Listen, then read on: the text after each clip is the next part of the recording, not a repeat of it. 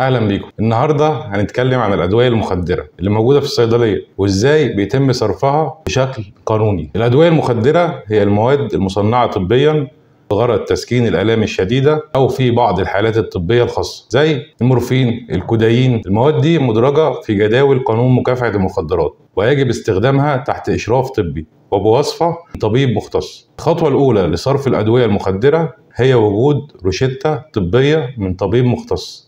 يعني الصيادله مش مسموح لهم يصرفوا الادويه دي الا بناء على تذاكر طبيه، وكمان لازم الروشته او التذكره الطبيه تتضمن الكميه المقرره من الدواء واللي لازم تكون ضمن الحدود المقرره في الجدول رقم 4 من قانون مكافحه المخدرات. في نقطه مهمه لازم نوضحها: الروشتات الخاصه بالادويه المخدره مش مسموح يتم صرفها بعد مرور 5 أيام من إصدارها. ده بيحد من استخدامها بشكل غير قانوني أو لأغراض غير طبية وفقا لنص المادة 16 من قانون مكافحة المخدرات. كمان الصيادلة مطالبين بحفظ الروشتات الطبية الخاصة بالأدوية المخدرة في سجل داخل الصيدلية، وده بيتم رقابته بانتظام وفق نص المادة 17 من قانون مكافحة المخدرات. من الضروري برضو على الصيدلي في كل عملية صرف أو استلام للأدوية المخدرة توثيق ده في سجل خاص بالصيدلية، لأنه بيعمل كده بيساعد على ضمان الشفافية والمراجعة القانونية والرقابية لأي تصرفات بيقوم بيها تخص الأدوية المخدرة وفق نص المادة 18 من قانون المخدرات. وفي النهاية الصيدليات